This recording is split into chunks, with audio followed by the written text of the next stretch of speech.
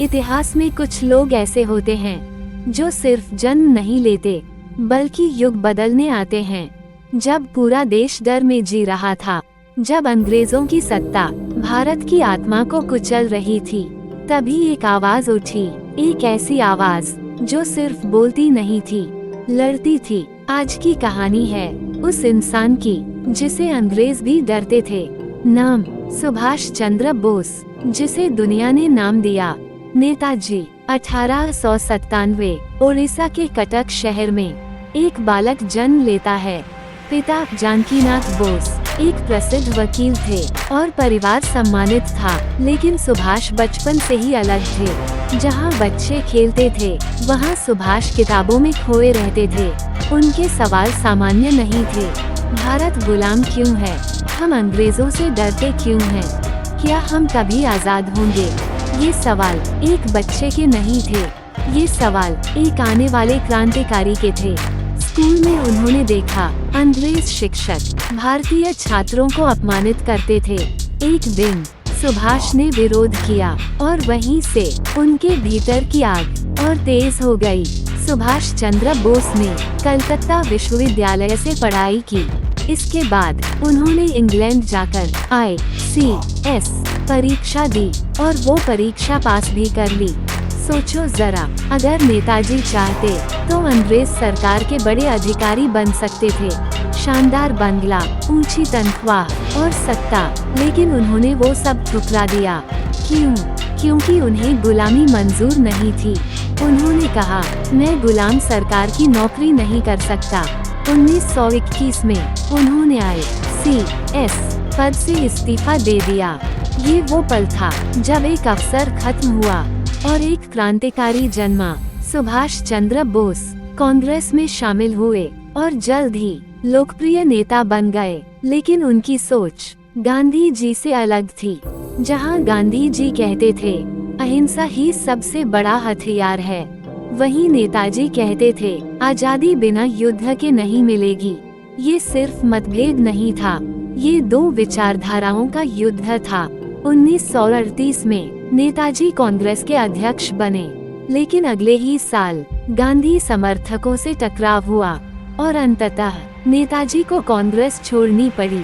उंगली से दाहिनी ओर इशारा, ये वही पल था जब नेताजी ने तय किया, अब लड़ाई अकेले लड़नी होगी। अंग्रेज सरकार नेताजी से डरने लगी थी, इसलिए उन्हें घर में नजरबंद कर दिया गया। लेकिन नेताजी बोस डरने वालों में से नहीं थे। 1941 की रात एक रहस्यमय योजना बनी। नेताजी वेश बदलकर घर से निकल गए, कभी पठान, कभी साधु, कभी व्यापारी। उनकी यात्रा शुरू हुई भारत से जर्मनी तक। ये सिर्फ पलायन नहीं था, ये युद्ध की तैयारी थी। नेताजी पहुंचे जर्मनी, वहां उनकी मुलाकात हुई अडोल्फ हिटलर से। नेताजी ने जर्मनी से मदद मांगी, लेकिन उन्हें समझ आ गया था हिटलर भरोसे के लायक नहीं है। इसके बाद नेताजी जापान पहुंचे। जापान में उन्होंने आजाद हिंद फौज को पुनर्गठित किया। अब नेताजी सिर्फ नेता नहीं थे, अब वो सेनापति थे। 1943 नेताजी ने आजाद हिंद सरकार की घोषणा की। नारा दिया, दिल्ली चलो। ये नारा दिल्ली के लिए नहीं था, यह आजादी के लिए था। हजारों भारतीय सैनिक नेताजी के साथ खड़े हो गए। महिलाओं के लिए रानी झांसी रेजिमेंट बनाई गई।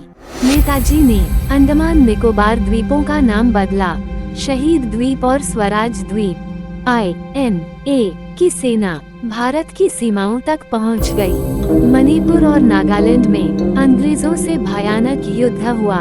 हालांकि INA को हार का सामना करना पड़ा, लेकिन इस युद्ध ने भारतीय सेना के मन में अंग्रेजों के प्रति डर खत्म कर दिया, और यही डर का खत्म होना अंग्रेजों की हार की शुरुआत थी।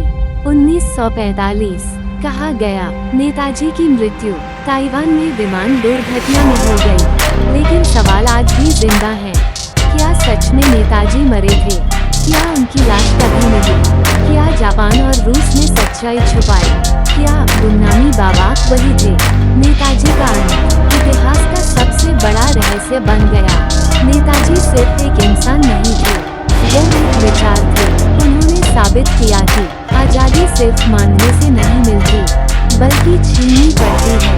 आज अगर भारत आजाद है, तो उसमें नेताजी की आग का भी योगदान है। अगर तुम्हें ऐसी दमदार ऐतिहासिक कहानियाँ पसंद हैं, तो वीडियो को लाइक करो और चैनल को सब्सक्राइब करो, क्योंकि अगली कहानी होगी भारत के सबसे बड़े रहस्य पर आधारित।